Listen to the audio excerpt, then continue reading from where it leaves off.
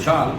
आज हम बात करने जा रहे हैं जिन बच्चों के अभी 10th एग्ज़ाम क्लियर हुए हैं, उस पर हम बात करेंगे, चर्चा करेंगे। आज हमारे साथ मनोज बजाज जी साथ में हैं, सिंथेसिस के डायरेक्टर हैं, उनसे हम बात करते हैं। पहले तो सर आपका स्वागत है। थोड़ा सा जो स्टूडेंट में एक जानकारी चाहेंगे सर, क्योंकि हर पेरेंट्स के अभी दिमाग में सिर्फ एक ही चीज़ चल रही है कि 10th बच्चे ने क्लियर कर ली, अब किसी के 70-80% नंबर आए, तो सब्जेक्ट का सिलेक्शन सबसे बड़ा चैलेंज होता है पेरेंट्स के लिए। तो उस सब्जेक्ट का चयन को कैसे करें सर, उस पर ज़रा थोड़ा बताइए।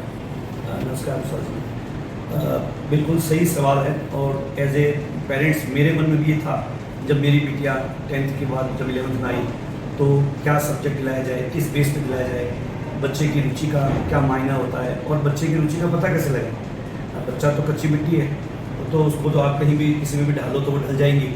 लेकिन इस पे देखिए 2-3 पैरामीटर्स हैं सब्जेक्ट चुनने के।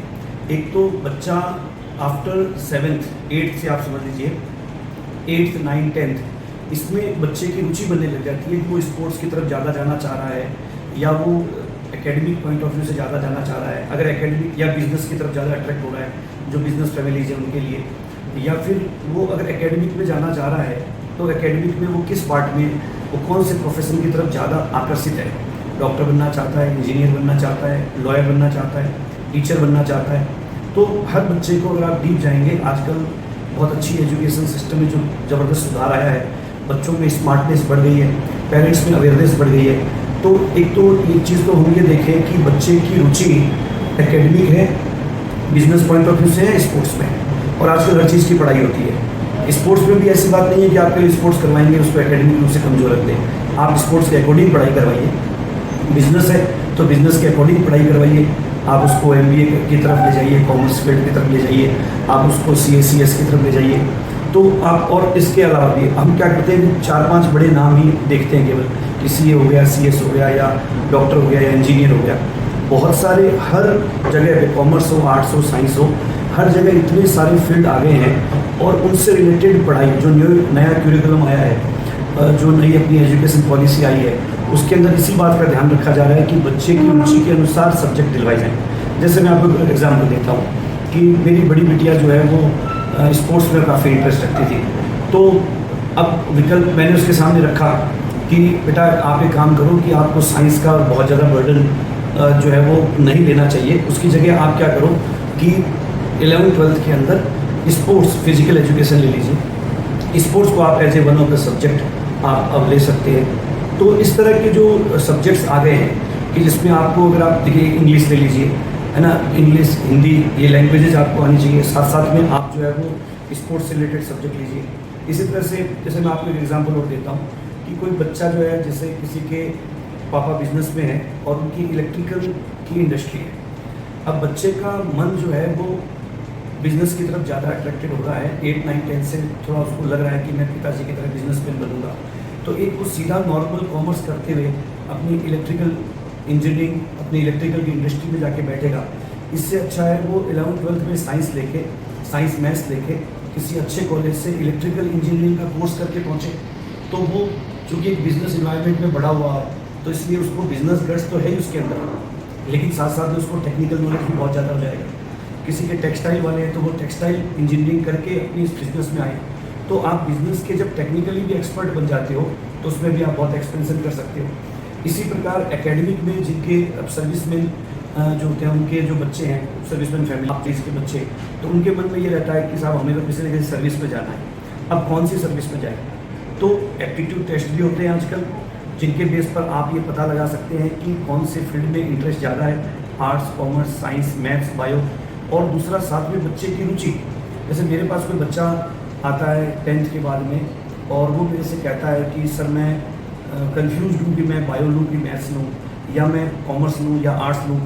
तो मैं उसको एक चीज़ पूछता हूँ कि बेटा आप अपने एकांत में आधा घंटा जो भी एक्सपीरियंस आपको चाहिए पेरेंट्स से, टीचर से, वो लेते हुए उसके बाद में आप एक एकांत से मन में आप लेकर के सोचो, आंखें बंद करके ये फील करो कि आप अपने आप को किस प्रोफेशन में सबसे कंफर्टेबल फील करते हो। आपको लगता है कि मैं ये चीज़ बन करके, और मैं डॉक्टर बन के, या मैं इंजीनियर बन के, या मैं एक एडमिनिस्ट्रेटिव ऑफिसर बन करके अपने आप को सबसे ज़्यादा कंफर्टेबल फील करता हूँ, और मैं समाज को कुछ अच्छा दे पाऊँगा, इसमें कुछ अलग हट के दे पाऊँगा। तो उससे क्या होता है कि बच्चे इस तरफ या तो सोचते नहीं, या उनके टीचर्स पेरेंट्स इस तरफ उनको बस एक भीड़ चाल चली आ रही है कि साहब 90% से ऊपर हो गया तो ये ले लो, 90 से 80 के बीच में तो ये ले लीजिए, 80 से नीचे तो ये ले लीजिए।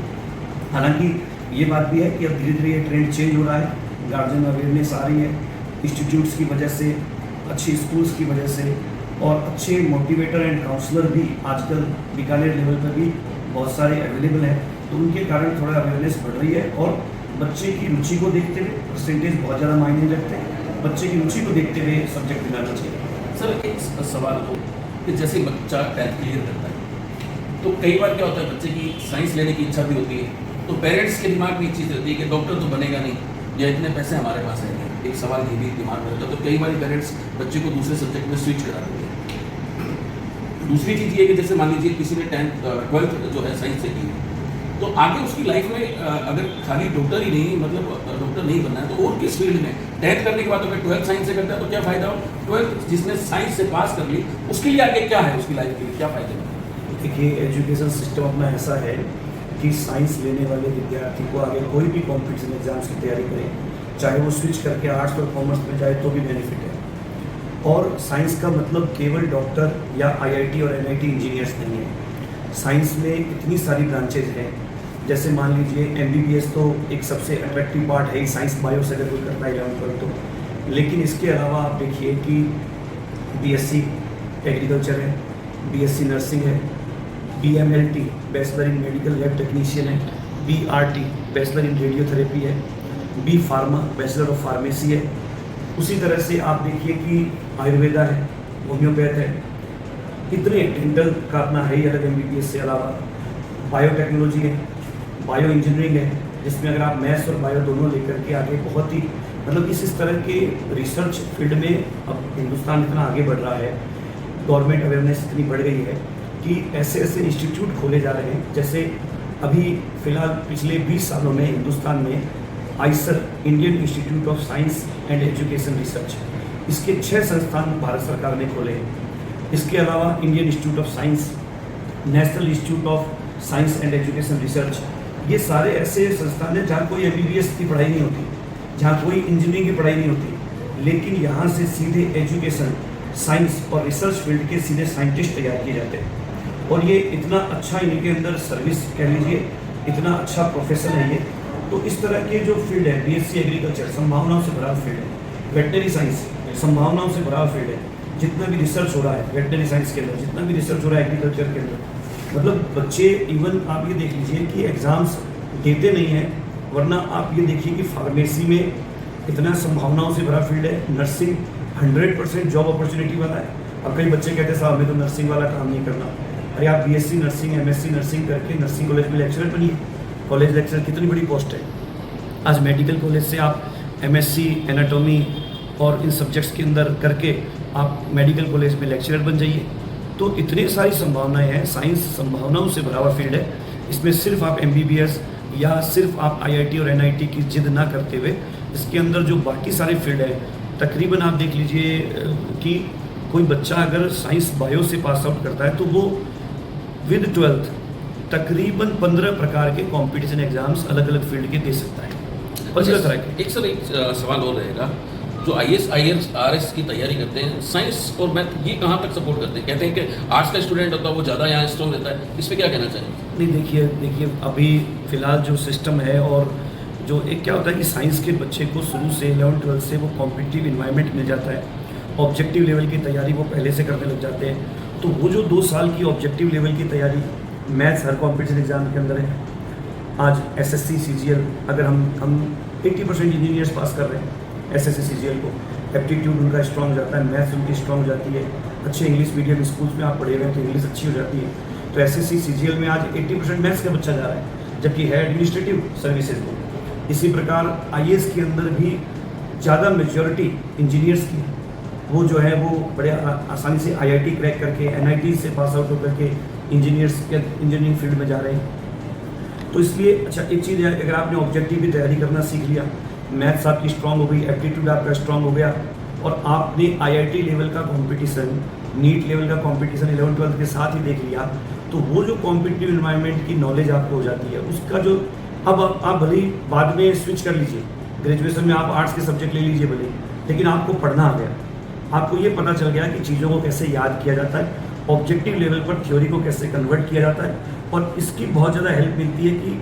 डॉक्टर्स, इंजीनियर्स इतनी बड़ी तादाद के अंदर IAS में सेलेक्ट हो रहे हैं।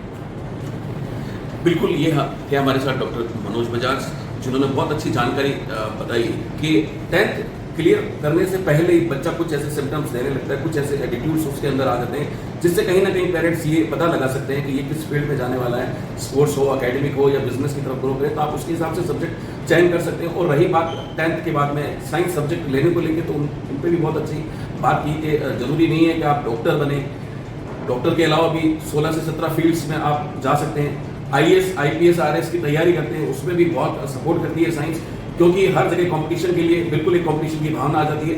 इसी तरह की जानकारी हम लगातार आप लोगों से साझा करते रहेंगे। नमस्कार, मैं Khushhal Singh Mertiya, plus news. Please के बच्चे